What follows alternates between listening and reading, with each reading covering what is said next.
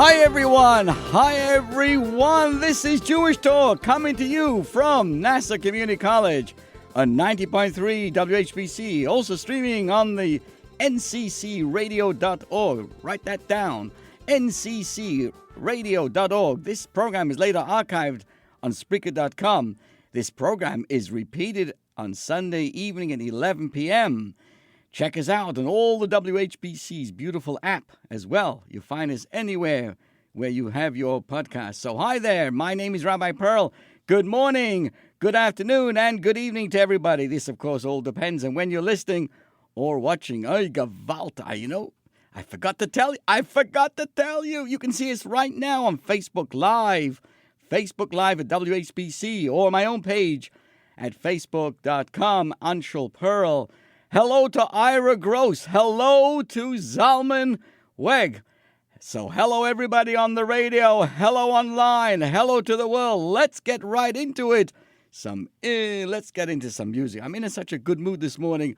Let's go into some beautiful, beautiful music dedicated to Zalman Weg.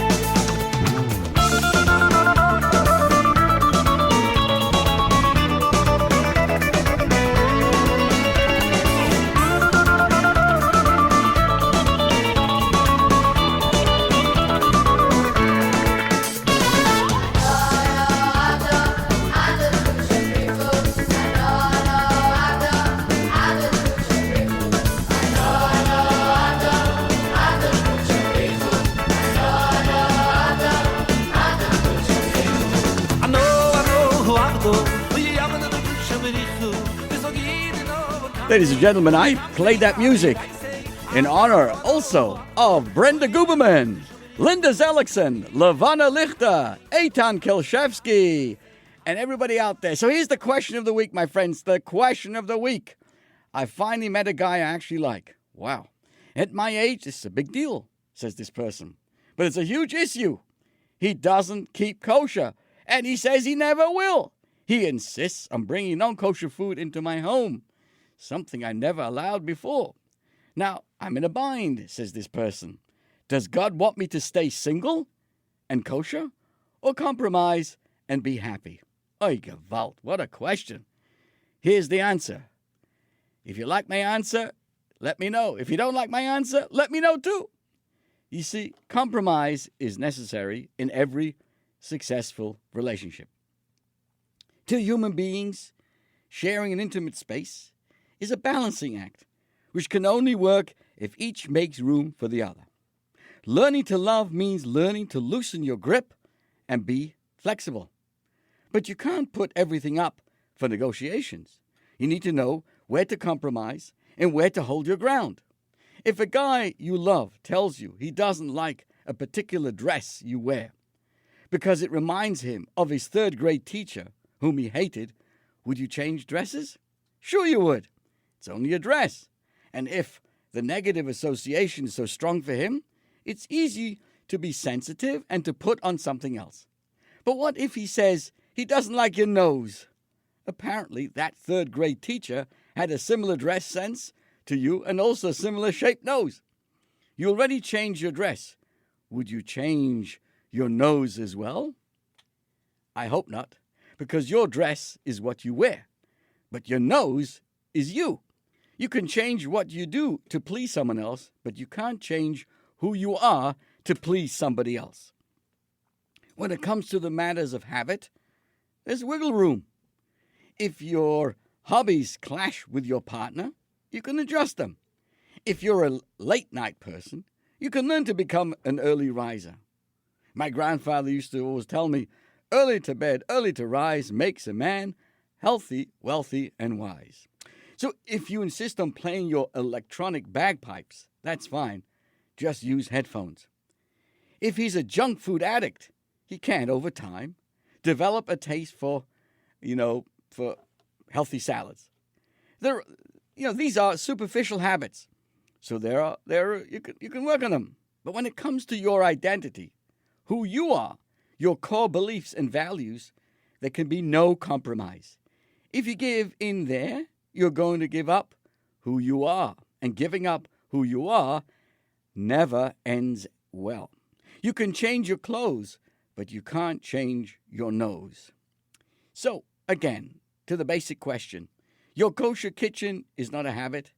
It's an expression of who you are as a Jewish person. Every bite of food is a connection to your Jewishness. This is who you are.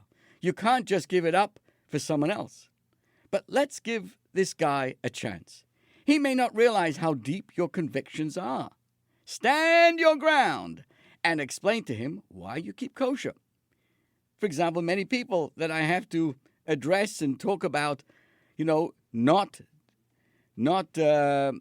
cremation at the end of life. Most people don't have no idea why it's not allowed in Jewish law. And it's sometimes very hard when a person has passed away and the family has made a decision to do a cremation to be able to talk them out of it. It really is. It's an emotional issue. But it's all based on lack of knowledge. It's fascinating. So I'm suggesting anybody listening out there, if you face a situation or in the position to tell someone or to explain why you keep kosher or why it's important not to do cremation, do it. Do it right away. Let them know. Learn up about it. If he is the only one for you, he will accept you for who you are. But explain it. After all, his not keeping kosher is just a habit. When he sees that kosher is a part of who you are, who knows, no pun intended, what will happen. So good morning to Nis Zellickson. A joyous Boker Tov to you and to everybody out there. Now, I'm going to continue now with another issue as well. But I want to say welcome to everybody listening to us on WHPC and everybody out there on the world of Facebook. Thank you so much. If you have a question or a comment or a thought, don't feel inhibited. Just write down and let me know and we will address it. So here comes. The census taker comes to Goldman's house. And the census asks, does Louis Goldman live here? And the guy says, no. Well, then, what is your name? He says, my name is Louis Goldman. Wait a minute. Didn't you just tell me that Goldman doesn't live here? Ha ha ha, says Goldman. You call this living? Imagine you were invited to a wedding of the century. The venue hall, oi gewalt. The flowers. The clothing, oi, the bar. The music, the lighting, the designs, the draping, the cutlery, the singers, the outdoors. Mamish, my friends, is all creme de la creme. You've never seen such prosperity and majesty before. Now it comes the time to eat. Everyone is hungry. What happens? They bring out the food, and they tell everybody, hello, they bang on the table, hello, that every plate of rice and steak will be shared by 4 people. And you scratch your head in disbelief. What happened suddenly? What happened? Everything else so unbelievably creme de la creme, and suddenly everybody has to, 4 people have to share from one plate. This is exactly feeling we get when we read in the Torah portion of yesterday. Let me give you the background. The Jewish people have donated generously to the building of the sanctuary, in Hebrews known as the Mishkan, to the point that Moses needed to tell them to stop. That was the only fundraiser in Jewish history that was terminated midway. There was more than enough. The leaders of the 12 tribes, they had contributed gems and diamonds for the apron and the breastplate for the high priest. Unbelievable. Then, of course, we have Gene Klein. The leaders of the 12 tribes also offered special elaborate gifts for the tabernacles on the first 12 days after its dedication. Each of them gave a large gift to honor the new sanctuary. And as we read yesterday in great detail, there's 1 silver bowl weighing 130 shekels, and there was 1 silver basin that would weigh 70 shekels, and both filled with the choices of flour with oil. Unbelievable. And there was a golden ladle of 10 shekels, and it was filled with incense, one bull of, it goes on and on and on of the amazing gifts that they gave. 2 oxen and rams and he-goats and all kinds of things. This was the offering of every single one of the leaders. One, and each day, one per day, each tribe brought this. The entire sanctuary was constructed with the enormous expansiveness and all the wealth available.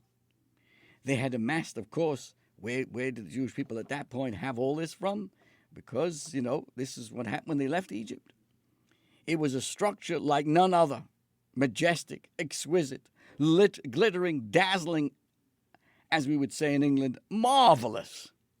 And then suddenly, my friends, I don't understand, how could you sleep last night? Suddenly, on the first day of the erection of the sanctuary, the tribes decided to contribute the wagons with which they would transport the tabernacles, as of course, the tabernacles journeyed from location to location in the desert, so they needed a form of transport, so they donated the wagons.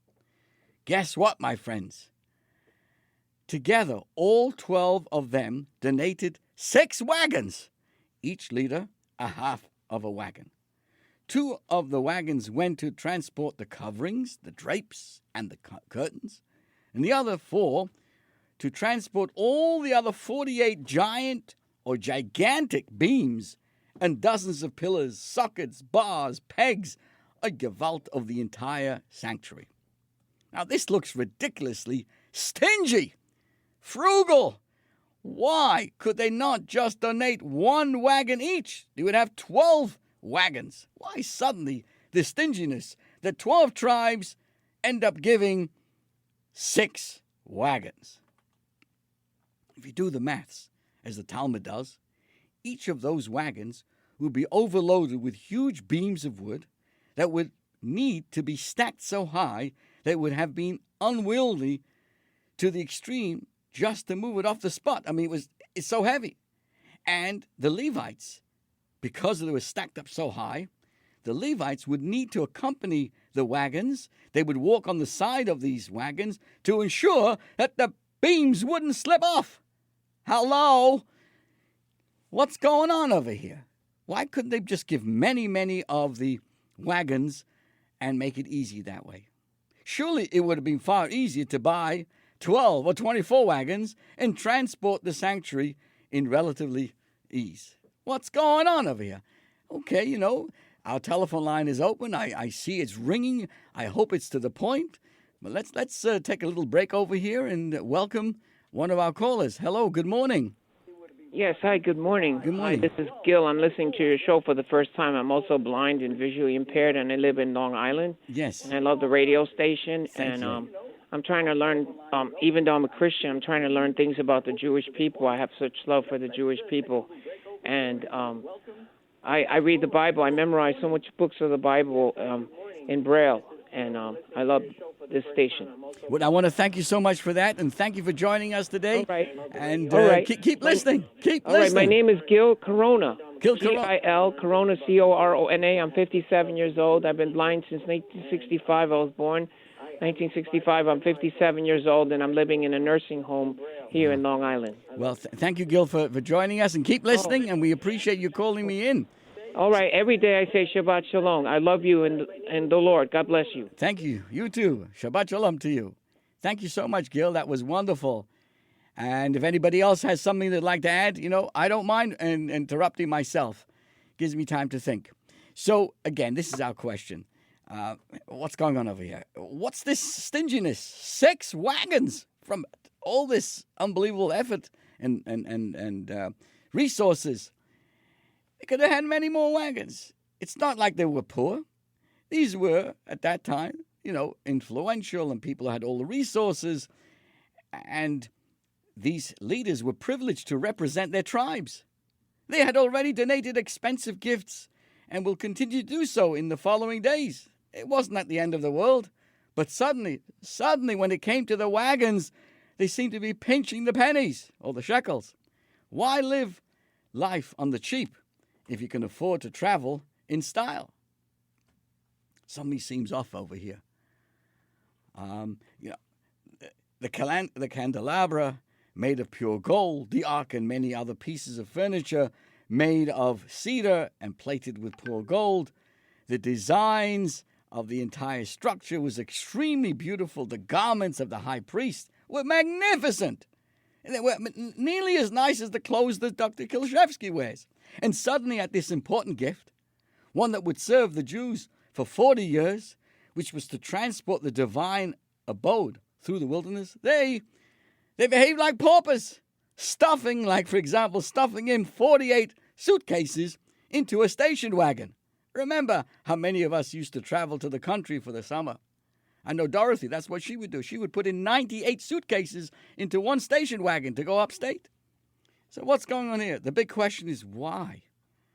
Couldn't the leaders find another place to save money? The Mishkan, this tabernacle, was made of the most expensive materials, gold, silver, precious stones. So why did the leaders bring just half a wagon each? Come on already. I don't understand. Everybody in Long Island hasn't been sleeping the entire 24 hours wondering about this question. So I'm going to tell you a story. I'm going to tell you the background and the answer to this amazing story, but it has such great meaning to all of us. And I want to thank everybody joining us on Facebook and on WHPC. And as everybody tells me, I have a great face for radio. But if you take a look on Facebook, Gewalt. You can see by Yiddish Apunim over here. So Dr. Kilshevsky wants to know they were a nation of slaves, but of course, Doctor, you know what I'm talking about. When we left, we made sure we knew what was going on there, and the Torah tells us that, of course, gold and silver and plenty of stuff. And plus, everyone should know that when the manna was delivered every single day during those period of time, it came with gold and silver and all kinds of stuff as well. So there was no shortage of resources to be able to donate 12 wagons, 24 wagons. Was epis mit this 20 when the 12 tribes leaders just donate 6 wagons. So let me tell you like this. I'm going to take you back to 2 discussions that the Rebbe had in 57, 38, and then in 42, where he offered an amazing and marvelous inspirational explanation on this. But he first introduced it with the story of a spider. Anybody know this?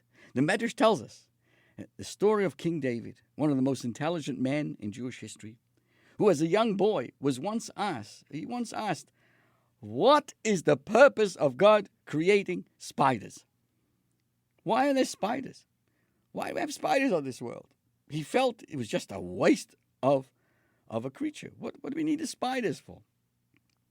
Well, many years later, when David incurred the wrath of King Saul and was on the run from Saul's soldiers, David escaped into a cave to hide. He heard the soldiers near the cave and knew they would find him. Suddenly, my friends, a big spider appeared in front of the cave and spun a large and intricate web across the opening. When the soldiers came, they did descend and search in David's cave, but they assumed that he would have torn the web when he entered the cave. So David's life was saved by a spider. And on that day, David understood nothing in this world was futile. He realized that the very future of the king of Israel, the father of the Jewish family of royalty, and the ancestor of Mashiach, his entire future was saved by the web of a spider.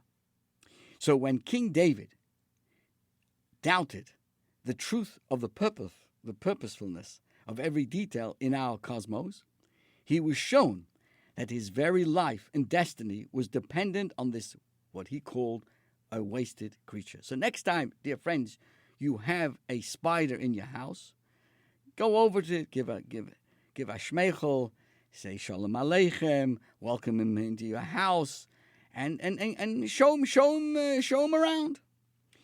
And not just him alone. It was one spider who ensured, think about this, it is this spider who ensured that Mashiach would one day come to redeem this world and not die in utero. As the Talmud states, everything that the Holy One created in this world, he did not create anything for naught. He created a snail. This is what the Talmud tells us. Ladies and gentlemen, if you're a doctor, stand by. He created a snail as a remedy for a sore.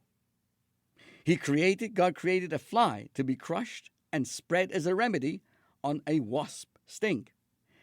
God created a mosquito as a remedy for a snake bite. This is from the Talmud. And he created the snake itself as a remedy for a skin rash. He created a gecko as a remedy for a scorpion bite. The Medrash notes, everything you see. Look around, my friends. Look at your house now. Look at your garage filled with all the schmatters darting over there. Everything you see as superfluous in this world, like the snakes and the scorpions, are part of a greater scheme of the creation of the world. The biodiversity of the planet is not just random, it is meaningful. Every detail is indispensable to our ecosystem and to the divine plan in creation. The Baal Shem Tov taught, the founding Hasidic master, that even when a leaf falls from a tree, it is by divine providence. Heaven has orchestrated that this particular leaf at this particular moment should fall at this particular spot.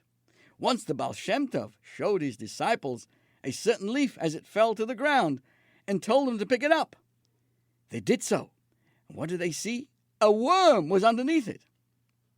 And the Baal Shem Tov explained that the worm had been suffering due to the heat. So this leaf had fallen to give its shade and rescue it from death.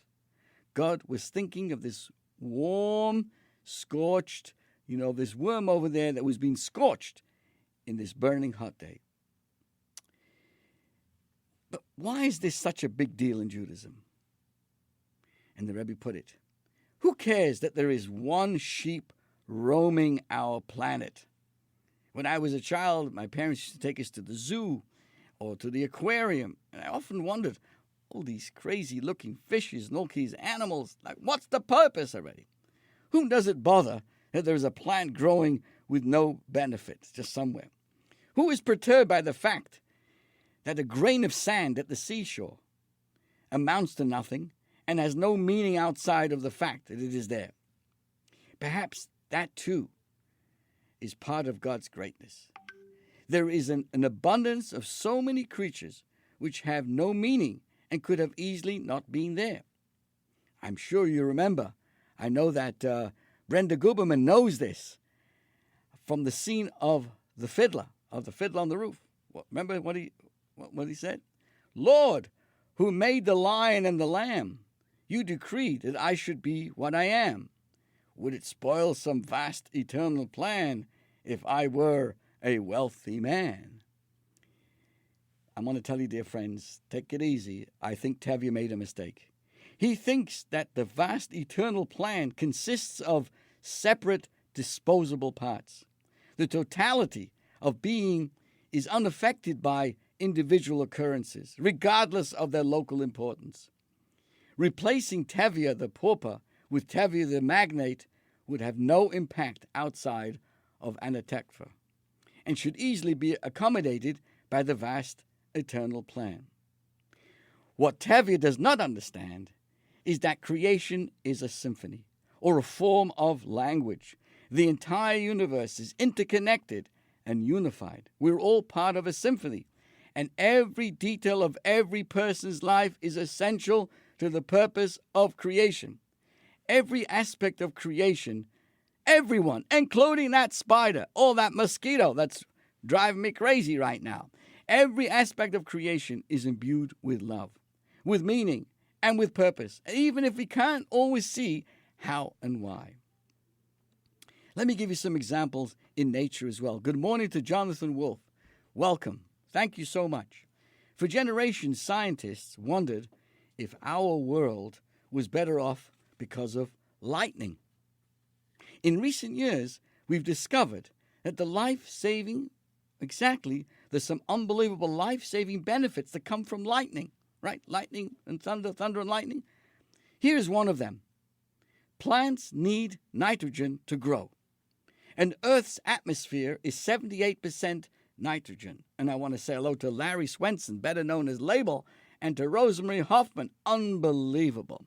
However, this airborne or molecular nitrogen is a compound with two nitrogen atoms tightly bound, which plants are unable to process.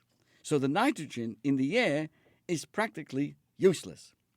For plants to absorb nitrogen, the two atoms must be separated. But it takes an enormous blast of energy to break apart those nitrogen molecules and to convert them to a compound that plants can use. I know, dear friends, for a Sunday morning, to be able to put so much brain power into this subject is creating havoc. But I'm sorry, I gotta share this with you. This is where lightning saves our planet. When lightning strikes, the blast of energy tears apart the bond in the airborne nitrogen molecules. Now the rain carries them to Earth and into the soil, and we can all live. Now we take all of these details for granted, but we should not. So, why is all of this important for us to know? What am I hucking a chinik here on Sunday morning? Because God is teaching us that the same is true with our own lives as well. No event, no experience, no encounter, no journey is in vain and meaningless.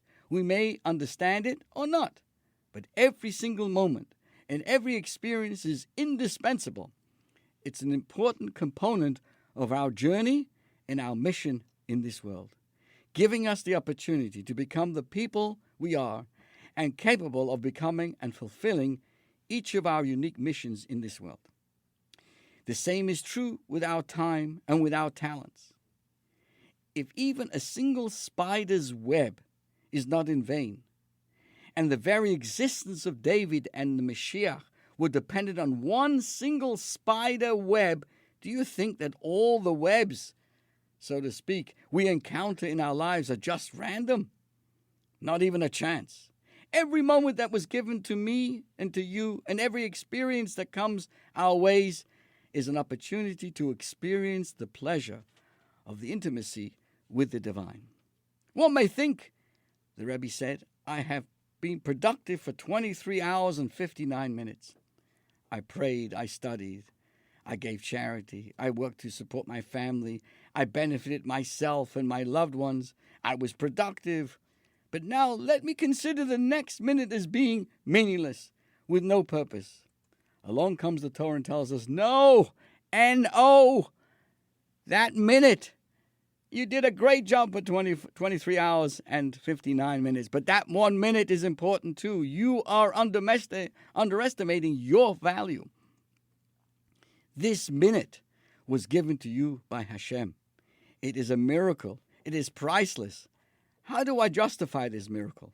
By really realizing that this minute too has purpose, meaning it is part of my mission. It is filled with the love of God. I'm never alone and just floating, in a meaningless universe with a bunch of inconsequential, atoms on the surface of some random universe. No, everything is important. Every single thing, every single moment, just down to the spider or the animals, all things that we're discussing. I want to share with you, someone sent me this article a few weeks ago. Stand by, my friends, stand by. I hope I can finish this. My name is Shmuel, and I'm 28 years old. My story began about 18 years ago. I was 10 years old, a pretty regular kid, just like everyone else, except in one area. I had a really hard time sitting in one place for more than a few seconds. As we would say in Yiddish, as given auf Spilkes. The nickname given to me was short and friendly, Shmuley the Spring. Everyone in my class was already used to the fact that Shmuley the Spring is the one who is sent to bring the teacher coffee in the middle of the class, and the other jobs, basically keeping me busy. And truthfully, I liked the arrangement too. I would sit in the front of the teacher, in front of him, and try as hard as I could to listen and to understand what he was teaching. Then, When I couldn't focus anymore, usually after a few minutes, I would look for something to do. At that point, I would hear the Rebbe's voice, his teacher's voice, calling to him and say, "Shmuley, please get up, get us some more milk, get us some more chalk." I would happily get up and run to perform the chore. One morning, as we waited for our teacher to enter the classroom, the principal walked in, and he said like this, "I'm sorry to share with you, but your teacher has suddenly fallen ill and had to undergo an emergency surgery last night.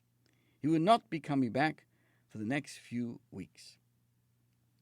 That day, the principal taught us, but the following day, he walked into our classroom with a man we didn't know. "Boys, boy chicks," the principal said, "this is Rabbi Substitute. He is going to be your substitute Rebbe, a substitute teacher, until your regular teacher gets better." I'm not sure what made me immediately realize, says Shmuley, that my life was not going to be easy with this Rabbi Substitute. Maybe it was the stern look on his face, or the hoarse voice which he addressed us, but something told me there was going to be trouble soon. And I was right.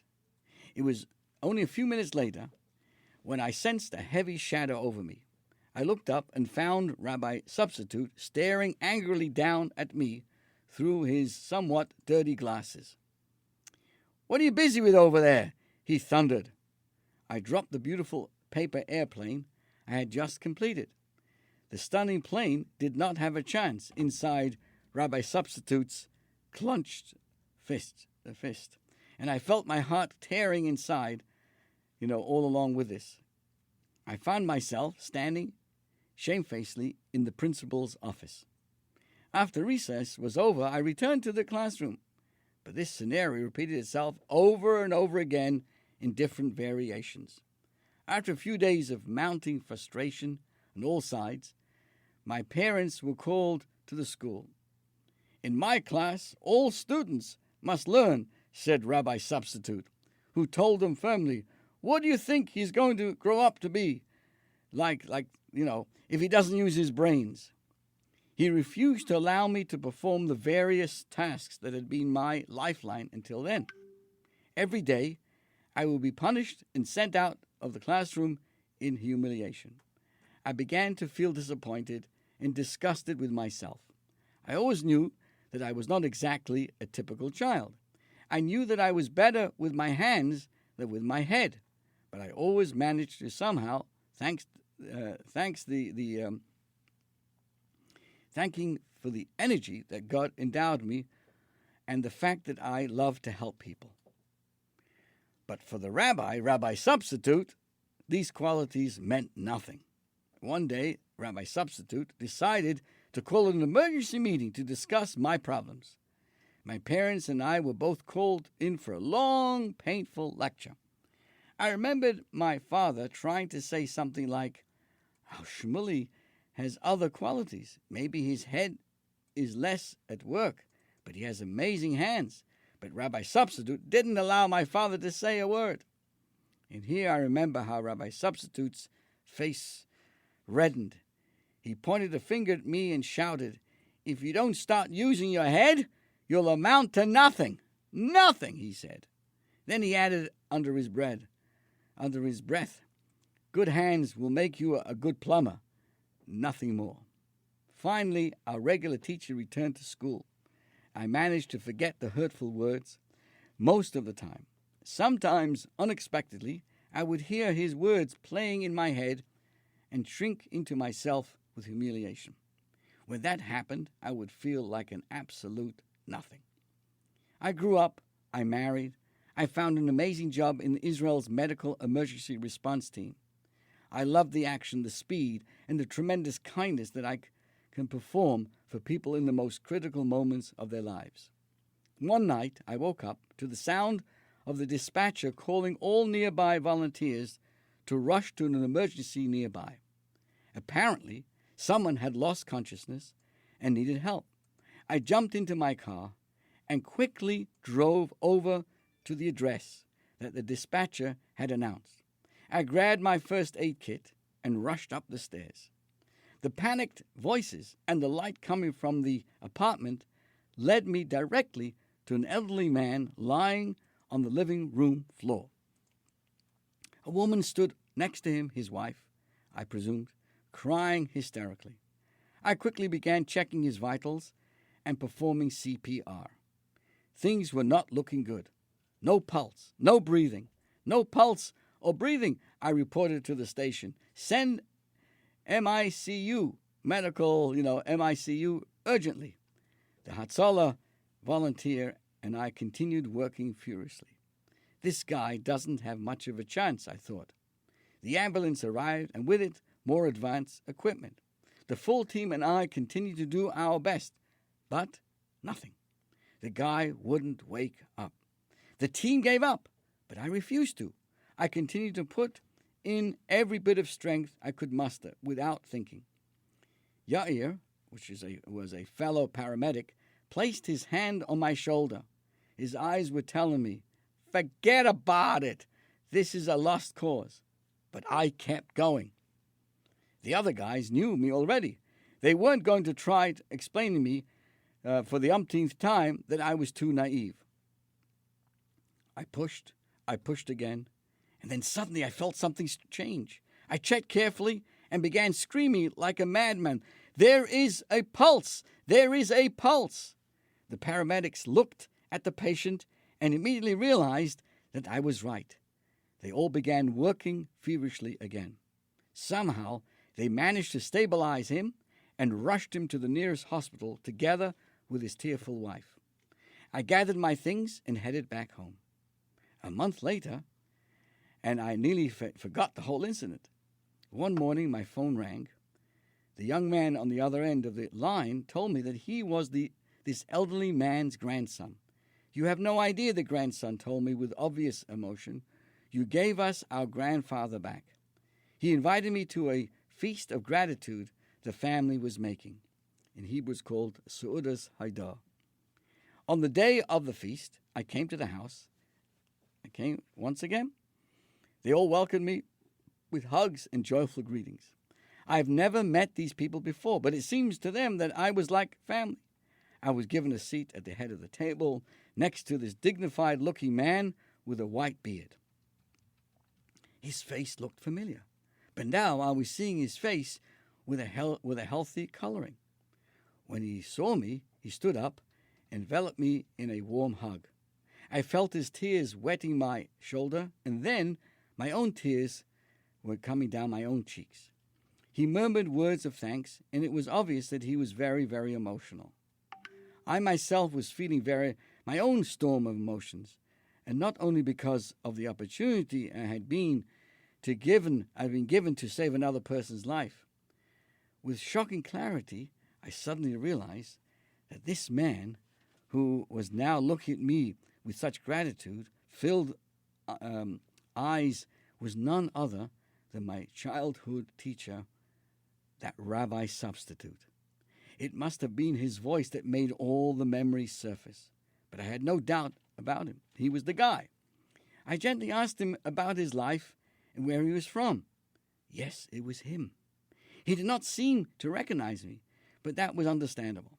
Unlike him, my own appearance had changed drastically since I was 10 years old. I asked him if he could share a private moment. We went into a side room, and I burst into uncontrollable tears. The wave of emotions was stronger than me. I myself had not realized until that moment just how deeply he had hurt me. I felt his hands on my head, and then heard his soothing words, trying to calm me. He obviously could not understand what was happening to me. I began to tell him of who I was. It took a few moments for him to recall. "You're Shmuley?" He pointed a shaking finger at me. His face suddenly became very white, and he began to sob and to sob. And I told you that you'll amount to nothing, he whispered. His voice was filled with indescribable regret. He asked for my forgiveness again and again. He walked back into the living room, and he told everyone he wanted to say a few words. Then he told everyone who I was and where we had first met. He told them everything. He repeated the words he had used then, and at the fateful meeting with my parents, and the things he said about me in front of the entire class. At this point, people were crying unabashedly. In a broken voice, he turned to me and asked for my forgiveness. He asked for my forgiveness again. Then, Rabbi Substitute ended in a heartfelt statement. 20 years ago, I told you that you do not use your head. Yet what saved me now was precisely the fact that you did not follow your head, but your heart. Years ago, I thought you had a problem and were not thinking enough. Now I know what you have is actually a huge heart. He hugged me again, and I returned the hug. The man concludes the article, and this is what I'm sharing, what I received. There are some kids who have a great head. There are kids who have a great heart. And let's all remember, they're all God's children. Never, ever underestimate the infinite value of every child, of every human being, and indeed of every part of God's amazing world. So let's go back now to our original question. We come back now to the wagons. The sanctuary was the home where God dwelt. It was here God taught us what it means that he dwells in this world, where we discover the meaningfulness in every aspect of our lives, in every moment of our lives, and in everything we do with our lives. The fact is that over 40 years, these 6 wagons sufficed to transport the tabernacles. Had the leaders brought more wagons, it seems that each wagon would not be utilized fully, because they would be half empty, a little bit here, a little bit there. Part of it would remain wasted. But in God's world, that runs contrary to the divine design of our world, in which each and every one of us and each and every part of the world serves a purpose, without even one detail being irrelevant. Sure, God's house should be nice and luxurious. That is why the best materials were used. Sure, God's home was and should be spectacular and magnificent. But needlessness is out of the question. Every one gram that is useless, that is, empty and unused, undermines the entire life perspective of how we see the world. Even if I say that one day or 1 hour or 1 minute of my life is just meaningless, it is, in a sense, what we're saying is, by doing that and saying, well, I've done such a great job the last 12, 15 hours, let me just, as we say in America, let's just kill some time. By thinking that way or acting that way, it is in defiance of the very perspective of what God thinks and gives us the opportunity every single moment, every single second, every single day, every single month, every single year, every opportunity, wherever we go, even on vacation, we are not disconnected from what Hashem wants from us and the purpose that we have to use every moment for meaningful purpose. The leaders were not being stingy. They were tuning into a marvelous truth and imparting to us a timeless lesson. Since the parts of the sanctuary could be carried by 6 wagons, having 1 more wagon would be in vain, and the other previous wagons would not be fully maximized, for part of their potential would be squandered. It would be acknowledging that we live in a world where things are just things, where life is just lived, without each moment of creation imbued with a divine purpose and with love. But the truth is that we are all part of a symphony. All of us, all the time.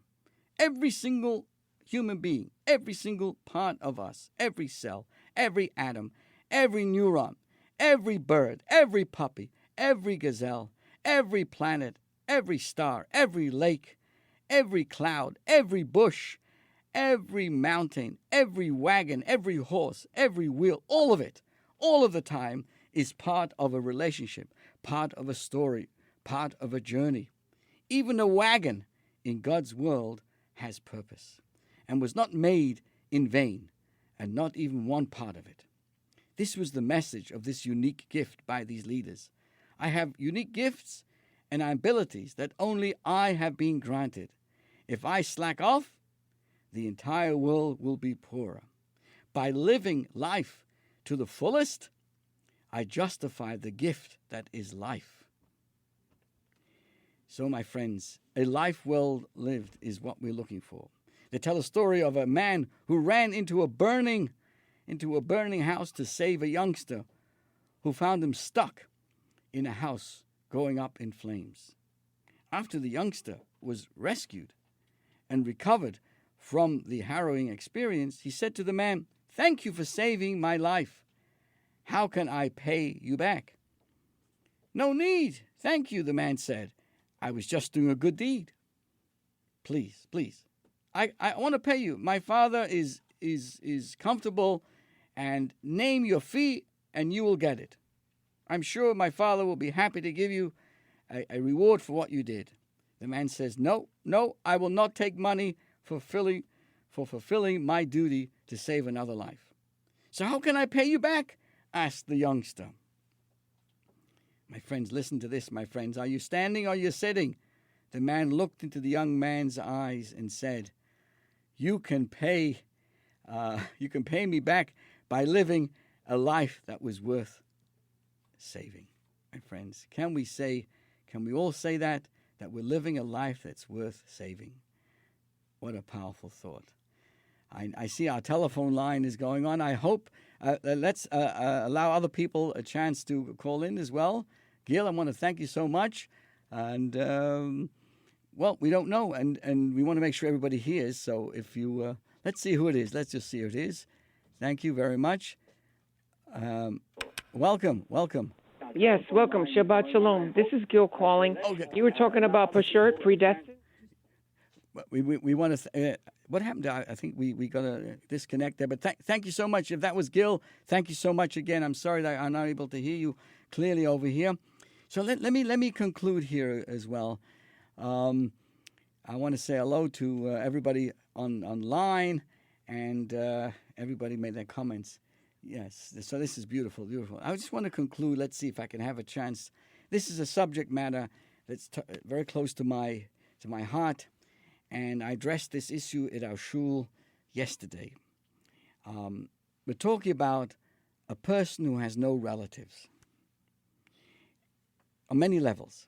It's an obscure law, seemingly randomly inserted in last week's Torah portion. After taking the census of all the Israelites in the wilderness, after establishing the position and the flag for each of the tribes, we have another census of the tribe of Levi and the details of the roles and the duties of these Levite families. And the Torah also discusses the sanctity of the Jewish camp for ritual purposes. The Torah explores the sanctity of marriage, the holiness of the Nazirite, and then all these offerings brought to the sanctuary, as we're discussing, by the leaders, etc. But smack in the middle of all this portion, after talking about the Levites and the holiness of the camp, the Torah inserts a law which seems completely out of context. It's called the laws of theft. In one specific scenario, not just a specific scenario. If someone steals and then confesses their guilt, they must, of course, return the stolen funds. If they what happens? They swore falsely that they did not steal, and then they confess, they must pay back the 20%, not only the principal, but also an added 20% fine to the victim. If the victim has died in the interim, the thief must pay the principal and the fine to the closest inheritor of the deceased. Good morning to Ira Scott Gross, who was preparing himself for this great program this morning by checking out the Mineola Diner. I never realized that the Mineola Diner was kosher. Thank you so much, Ira, for that. Good morning. So if the person passes away, it's given to the inheritor of the deceased. Then the Torah adds a law. But if a man has no relatives to pay back the restitution, the debt has to be given to God. And God says, give it to the Kohen. This is strange. Which man has no relatives? Anyone who has played Jewish geography knows there's no such thing. There's always a relative, especially if you win a lottery. Rashi quotes from the Talmud, there is a convert who has died. We're talking about a person who's a convert who's died without any inheritors. This is known in the Jewish law as Gezel Hager, money or merchandise stolen from a person who was converted to Judaism late in life, never got married, or did not leave any family, so the theft can't be returned to any family. He has no family. The Torah therefore steps in and says, you know what you do in a case like that? It's given to God. And it's given to God, but God said in such a case, it's given to the Kohen. How in the world does this law fall into Nasa, into this all the subject matter of the Torah portion of this week? Especially when the laws of theft are already been discussed in Mishpatim and Vayikra. Good morning to Patty Fuchs. It's already been discussed. So how do they make an appearance here? Seems there's no connection here. The answer is, I'm talking about loneliness, my friends. We learn in Bamidbar and Nasa about the census of the Jewish families, of the tribes, of communities, where they were located. We record all these census of the Levites, the role of the Levites, the holiness of the camps and sanctuary. In the middle of all of this, the Torah says, stop, take it easy.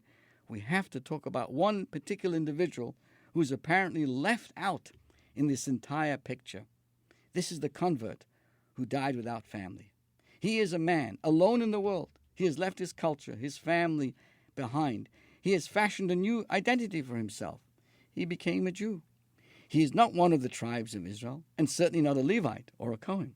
Unfortunately, he was unable to have children. He has no natural social support system. He leaves the world with no physical anchor, no genetic legacy, no child carrying on his faith. Now someone without scruples decided to steal from him, and even had the audacity to swear falsely about this. Imagine how this convert feels when he or she sees another person like this, who was born Jewish, swearing falsely in God's name. Azashanda. What a disgrazia, as they would say in French. This convert has nobody to stand up for him, to protest the injustice, to scream at the thug. He is alone in the world, in the entire world. Then he dies. There's nobody in the family to even sit Shiva or say Kaddish. There's no family, there's no spouse, there's no children, there's no siblings, there's no uncles, there's no cousins. Even if the thief repents and wants to return the theft, there's nobody to claim it. For there are no heirs, he has no family. So this is what the Torah tells us. God steps in and says something amazing. You stole money from me. When you've taken from such a case, you've taken from me. This man or woman was my child. They belong to me. He or she belongs to me. The community may not know him, but I know him, says God. Exactly at this point in the Torah portion, when we do not stop reading all about the people, the tribes, families, communities, God says, wait. I want you to remember one more person, the man or the woman who is not part of the club. They do not have the clans and the tribes and the supporters of the family webs and all the resources and the protexia. They're not well connected. He or she converted to Judaism just for me, just for Hashem. Lest you think I do not remember them, remember that in the case of such a person, you are dealing directly. You're messing with God. If you steal from him, you took money directly, so to speak, from the Creator. You have me to contend with, God says. There is an amazing letter written by Maimonides in the 12th century. A convert wrote to him that a certain rabbi called him an ignorant fool. Rambam Maimonides responds that this man, this rabbi with a small r, must fast, must repent and seek forgiveness from the convert. He then wonders if this man, this rabbi, so-called rabbi, was drunk. A Meshiggana. Is he drunk that he does not know? The Torah cautions us 33 times, love the convert. God himself loves the convert. God has the back of all converts. And to call you a fool, a man that has left his father and mother, his birthplace, his country, and attaches himself to the Jewish people, my friends, he's chasing after Hashem, and he's entered under the wings of the divine. He's decided to change this. And this so-called rabbi calls you a fool? My friends, I'm sharing this all with you because it's important for us to remember those who are alone. I gave you this example, but there's many other people who don't have family. They're in apartments or in some place, and family's not there anymore. They've lived so long that, sadly, their family has even passed away. We must remember this. And we must, it's very nice when we meet somebody. We know, you must know my Tante Perl. You're from Netanya? Oh, I knew you, Zayda Perl. I know who you are. I know your mother. Oh, I know he married my uncle. Yeah, you know how it goes with the Jewish geography. Your sister taught me in Sam, I Gewalt. My friends, such a great game, but at the end of the day, but a person who was born into it, has relatives and friends and teachers and all kinds of things, but a person who joins the Jewish people as a convert, Hashem says, "I have their back. Don't be concerned. I'm watching over you." But therefore, it's my mind, my friends, when I share this with everybody on Shabbos, we have to remember that we have to be very, very careful not to judge other people, to live. It's not always about the pedigree that a person may have. I come from this family, I come from that family. It's about who you are today. How do you live your life? What you have in your pocket is very nice, and what you have your family tree is avada good, Shane, very nice. But at the end of the day, are you careful? Are you kind? Are we inclusive? Do we appreciate other people? Do we reach out to those who may be lonely on many, many levels? Just the example I'm giving today, but on other levels as well. This is what we're learning today, the importance of living in such an environment where we are respectful for others and to appreciate there are many, many people who don't have a sense of community, who don't have a family or groups of friends who will stop by, who will pitch in, who will be for them through thick and thin. So, my friends, let us think about this today as we go into the summer months and look forward to good things, to really, really appreciate that, the importance of welcoming everybody, appreciate where people are. And when people make mistakes, my friends, it's not always because they're, in a vengeful mood. Most mistakes are being made out of lack of, lack of knowledge.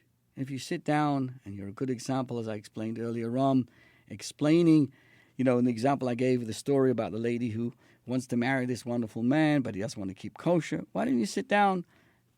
When people hear the reasons, people understand, and people will go forward. This is your host, Rabbi Perl, wishing you a fantastic day, a great week. Have a great week. Thank you all for joining us. Until next time, have a wonderful, successful week, both physically and spiritually.